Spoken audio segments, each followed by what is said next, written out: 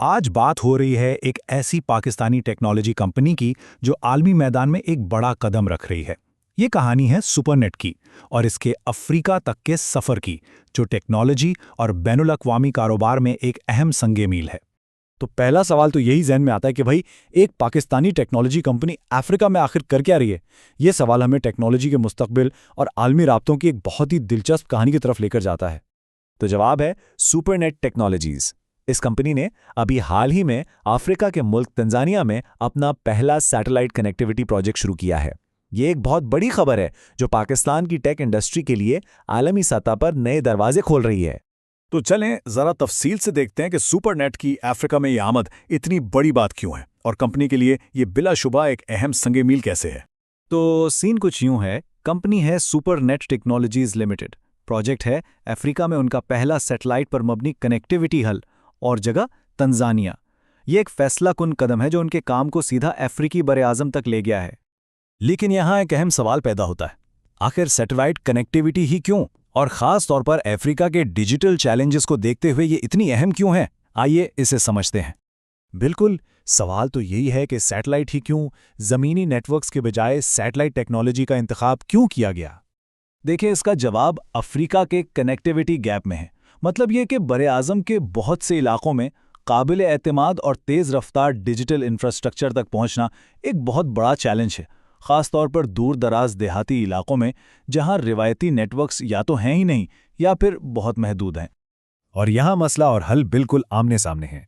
एक तरफ है चैलेंज, यानी दूर दराज इलाकों में इंटरनेट का ना होना, और दूसरी तरफ है उसका हल, सैटेलाइट के जरिए तेज़ रफ्तार कनेक्टिविटी जो उन जगहों तक भी पहुंच सकती है जहां तारे बिछाना तकरीबन नामुमकिन है। तो सैटेलाइट सॉल्यूशंस का कमाल ये है कि एक तो ये स्केलेबल हैं, यानी आप इन्हें ज़रूरत के मुताबिक आसानी से बढ़ा सकते हैं, और दूसरा, इन्हें बहुत तेज़ी से कहीं भी लगाया जा सकता है। और यही वो चीज़ है जो डिजिटल तकसीम को ख़त्म करने में मदद करती है। अच्छा, ये सिर्फ टेक्नोलॉजी लगाने का मामला नहीं है, ये एक बहुत गहरा स्ट्रेटेजिक कदम है। यानी ये सिर्फ कनेक्टिविटी फराहम करने से कहीं आगे की बात है। और ये बात सुपरनेट ने खुद भी कही है। उनका कहना है कि ये मंसूबा हमारी इस हिकमत अमली का हिस्सा है कि हम उन मार्केट्स में जाएं जहां हमारी सलाहियतें वाकई कोई फ़र्क डाल सकती हैं, और अफ्रीका इस लिहाज से एक बहुत बड़ा मौका है। ये कंपनी के इरादों को बिल्कुल साफ जाहिर करता है। और सच पूछें तो सुपरनेट इस काम के लिए बिल्कुल तैयार है। इनके पास सैटेलाइट कम्युनिकेशंस का सालों का तजर्बा है, और सबसे अहम बात, मिशन क्रिटिकल कनेक्टिविटी फराहम करने में इनका ट्रैक रिकॉर्ड ज़बरदस्त है। यानी ऐसी कनेक्टिविटी जिस पर इंतहाई नाजुक हालात में भी भरोसा किया जा सके। और जैसा कि पहले कहा, ये तो बस पहला कदम है।